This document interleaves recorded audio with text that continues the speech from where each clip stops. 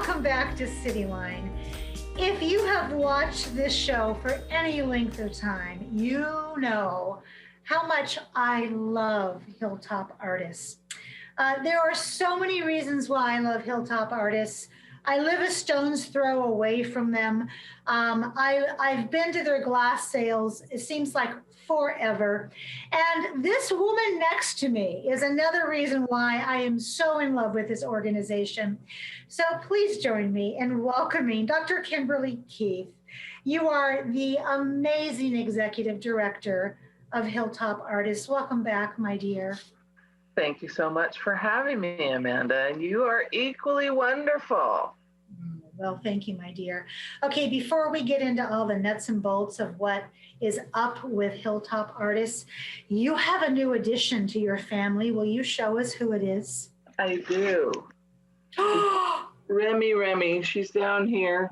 She's a bulldog. She's having a little nap. But yes, I adopted her from an animal rescue in Olympia on December 22nd. And so I'm in love.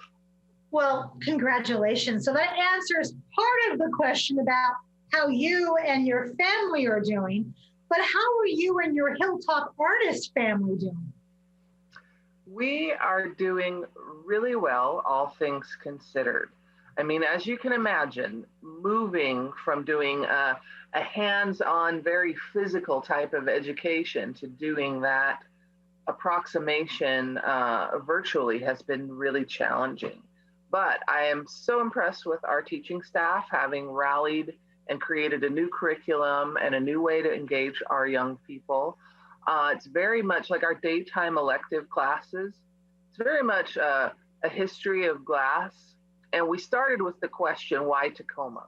So why is Hilltop Artists in Tacoma? Why is the Museum of Glass in Tacoma? Why is glass popular here?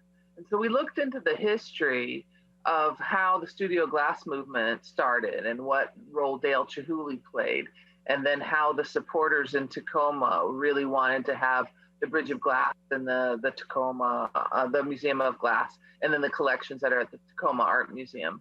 And so we started there, and now we are actually working with the Museum of Glass with their new junior curator program.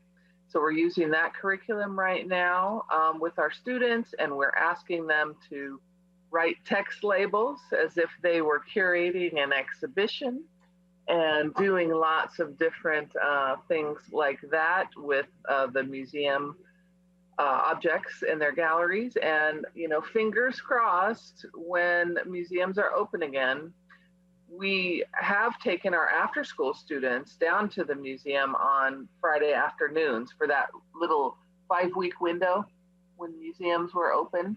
And so we're hoping to do that again, to be able to have our students down there on Fridays. And, you know, we just keep watching and, you know, really trying to accommodate our students' needs with what's going on in the community and keep those connections. You know, that is what is really vital, is keeping those connections with young people. And, you know, even if it is a Zoom chat, and even if they don't want to talk about art, you know, there are certainly some days when they're like, does anybody have a good air fryer recipe? And they talk about cooking, you know, and if that's where the students want to go, we will indulge them in that moment, because it's engaging them and expanding their social and emotional awareness for each other and creating that stronger relationship with their mentors, who are the instructors in our program. So less than ideal, but we are making it work. And then another thing that has been really fantastic is we were planning to create another program called Alumni Team. And we were going to start that in September of this year, 2021, because we've always had that question about, okay, so what's next? After a kid graduates, they graduate from our program on their 21st birthday. So what happens? What is that next piece in terms of mentorship and apprenticeship and learning more skills? So we've created an alumni team, and we're actually having that open to young people 18 and over. And so right now it's like 18 to 26. And we're working in very small groups of 2 instructors and 3 students each day in our hot shops. And so we're actually working with alumni doing mentorship. And so that's been amazing. It was our alumni team who created our centerpieces this year at our online luncheon. And it was our alumni team who created our ornaments during winter. And fingers crossed, our alumni team will still be working to create wonderful vases and flowers for our spring sale. But we're also hoping that we'll get some of our younger students back, fingers and toes crossed, in the next, 4 to 6 weeks. Yeah, fingers, toes, and let's throw in eyes and legs and arms and everything else. Yeah. Kimberly, one of the things I know to be true about the glass blowing project at Jason Lee in the hot shop is, and I've learned this from you, I've learned it from your predecessor, Kit Evans, and that is that glass is the byproduct of what you're teaching there.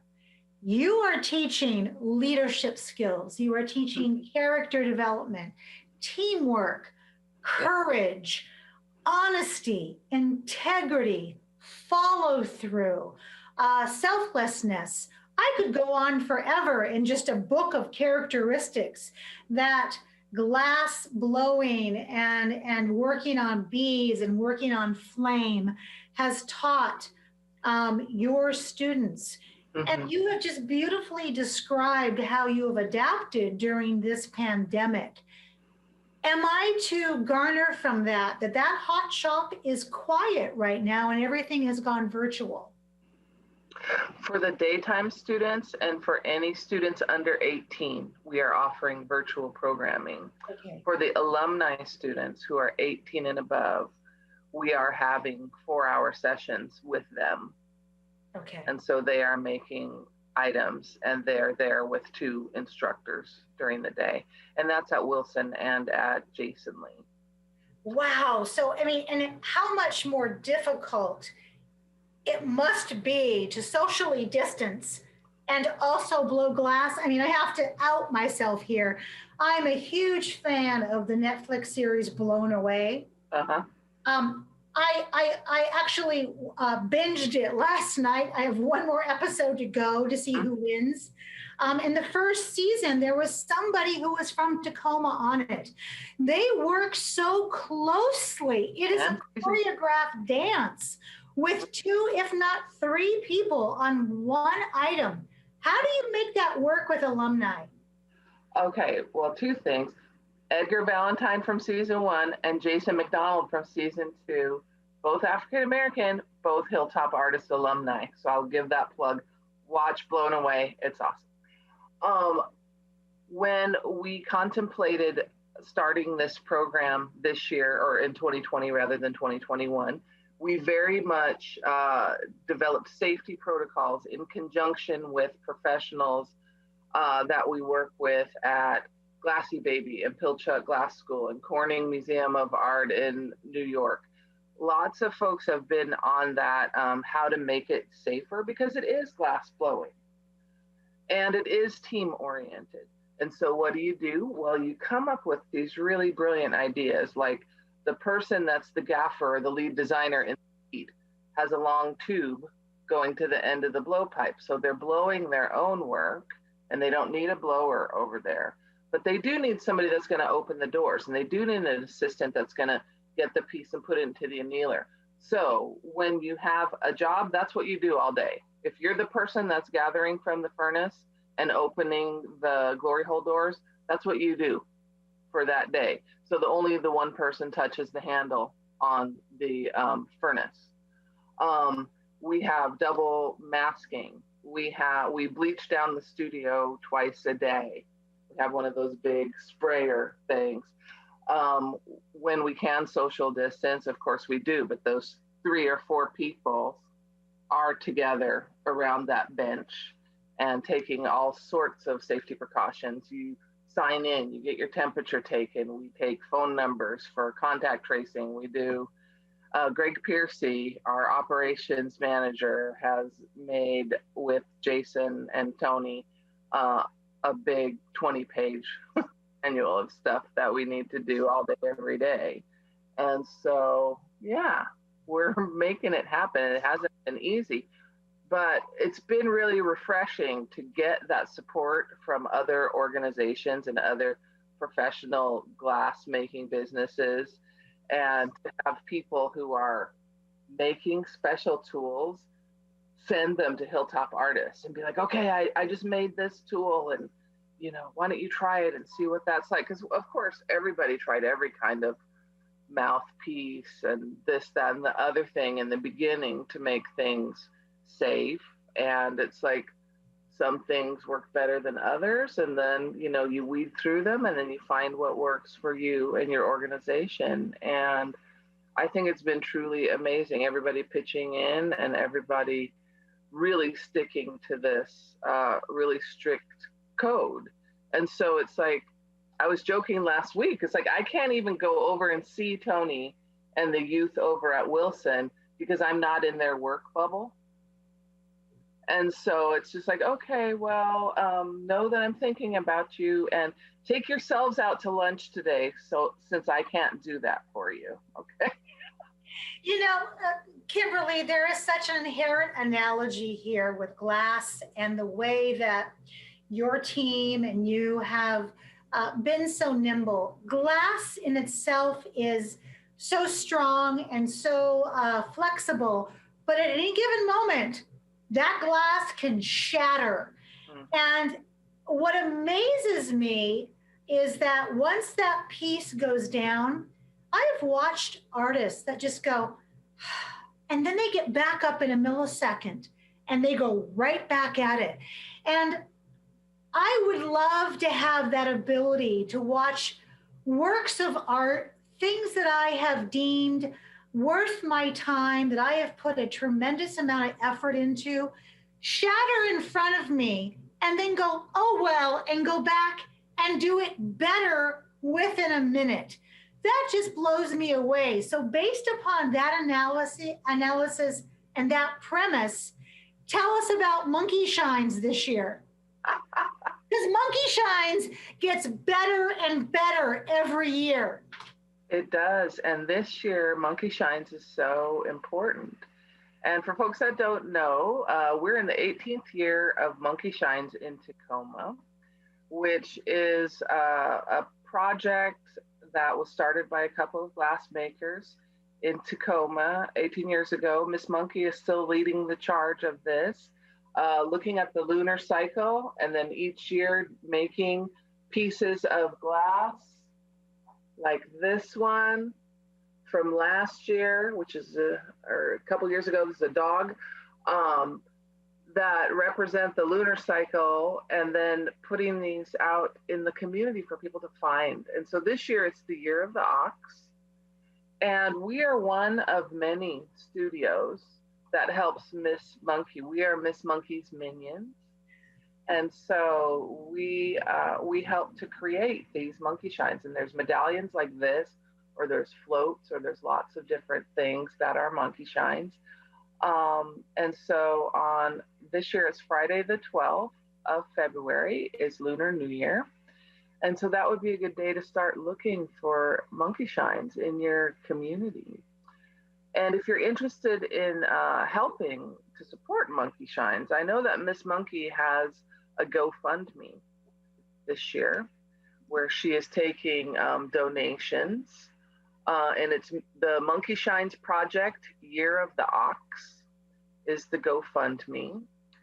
And it's interesting because many organizations do this, and we're Hilltop Artists. We're a nonprofit organization working with many, many young people. And so we were able to get support from the Washington State Arts Walk, and then also from the city of Tacoma. And so we work with Miss Monkey and, partner with her to use our studio to make Monkey Shines. And then also have many, many days where our alumni students have been making Monkey Shines. I also got to make some Monkey Shines this year.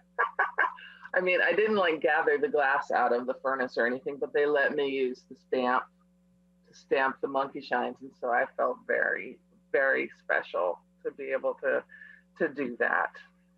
Well, you are very special. My dear, in this last 30 seconds, I would be remiss if I didn't ask you to put a plug in for the spring glass sale. You mentioned that it was coming up, so give us a quick snippet. Well, even before the spring glass sale will be the February glass sale.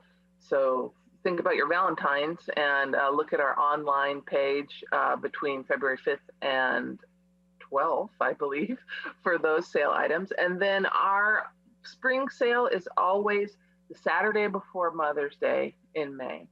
And so once again, we're planning on having an online sale. And so that means you can purchase things online, but then pick up at Jason Lee here in Tacoma. And yes, vases, flowers, wonderful objects. And then right now we have hearts, heart pendants, and we have hearts to hang in your window and lots of lovely things for your Valentine's or maybe yourself, just to show you that you love yourself. That's right. Get one of those hearts. Kimberly, it's always, speaking of hearts, it's just always so lovely to talk with you. Thank you so much to you and your team for your perseverance, for your ingenuity, and for your dedication to bringing us leadership through glass, which is what you do.